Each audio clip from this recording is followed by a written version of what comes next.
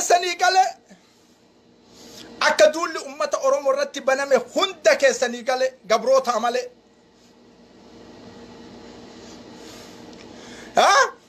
mana nama guba nama xiyyiitiin dhayame ambulaansii keessaa gafuudhaa gorra'a ibidda mana namatti qabsiisa juntamman kana caale alamu duniyaa keessa hinjiru juntaan naftanyaa taare wamma addiraakum dubbii an isinitti himu ka isinin fahamne baay'inni keessan Oromoo warlo camnaan liiviin seenin wallo kufnaan harka naftanyatti intaha qadiyyaan Oromoo warloon harka jirti wallo camnaan intaha arsiin loltu harari loltu wallagga loltu badeen tokko loltu wallo bakki naftanyatti nyaannu wallo bakka naftanyatti nyaannu mal barbaada wallo nu bira mal Oromoo bira fe an isim marti fahamtan beeytanii jirtan Oromoon Amerikaa jirtu beeytee jirtu Oromoon Awurooppaa jirtu kabiyya Arabaa jirtu Oromoon Asiyaa jirtu Oromoon Afrikaa jirtu hundi keessan mal nu bira barbaada wallo beeytanii jirtan wamma addiraakum wallo wajjin warra dhaabachuu didi salphinna inni bor salphatu wallo istiraatiiji makanan beeytan Oromoon bakka bira kana isinitti nimnu bar wallo nammoo maaltu time lal istiraatiiji sallolanin akka kubri sayyaaraa guuranii techin baane kubri tinin kutaa wayta jedhani garagaaraa fiitan wallo Oromoo nyaanni keessan dhugaatiin keessan wallo biraam nyaanni keessan dhugaatii keessan wallo biraam nu kuffisu nu ajjeesu nu barbadeessu dhufan wallo kufnaan intaha qadiyyaan teessan ta Oromoo kamana qabdu malatti gurguradhu wallo yoo dhugaa Oromoo na bilisomtuu barbaadde konkolaataa qabda konkolaataatti gurguradhu wama adraakum dubbiyan isinin jedhu tana tabaayinni keessan hin fahamne naftanyaan kufuuf qarararra jirti bes intaha naftanyaan Oromoo irraa dhaabachuuf salphachuuf wallo keessatti nyaatamu wama adraakum nyaatama jarri nyaatamu wallo Europa mal keessa jirtan qadiyyaa wallo Asiyaa mal keessa jirtan qadiyyaa wallo ajaa'iba dhagaye bar guruppii hina jettan masjida wayii ijaaru eddani ruuhii namaati isu eddani bar guruppii hina achitti illee hina tunillee guutamte laa akkasii miti miliyeenan deemuu qaba walloon miliyeen bil miliyeen bil malaayiin walloon wallo nyaatamnaan balbala Oromooti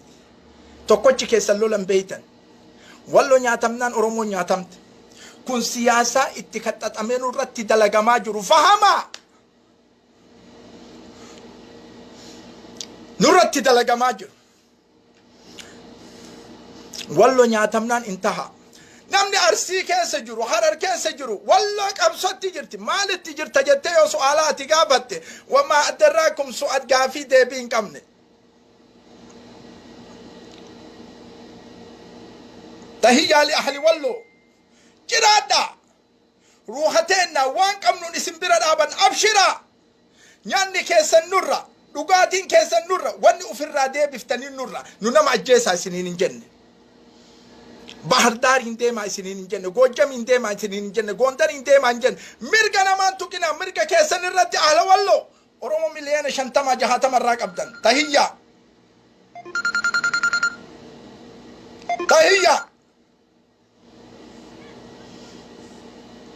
ojoolleen teessan akka nyaattu jaartileen teessan akka nyaattu akka isin nyaattan mal Oromoo irra barbaadan ahla wallo Oromoon kana isi wajjin dhaabatee difaa isinirraan godhin wamma adraakum doolaara isaaniitii fi riyaala isaanii faashistii leencota Allah namni garii walloon gubatte wallo ati gubadhu maal gubatte walloon hin gubanne leenca dhiirattu bar lola seenee leenca ba Lui ni omlo la sene gubate duranu oso lukana madi kwarkana madi akasumatti qabrin isa fudatte guyya sira rechise ayna qaba jedhu deemti leenci osoo aadu du'a aadama manni walloo gubate jedha manni walloo yommuu gubate mana keettu gubate mana gabrootatu gubate walloo leenca qeerransa walloo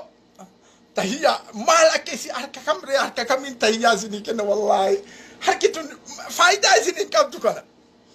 leencota haati deette Oromoo lallaba bayaanutti lallaba nutti bayaa Oromoo bakka jirtu dubartiin lallaba nutti bay gariin isaanii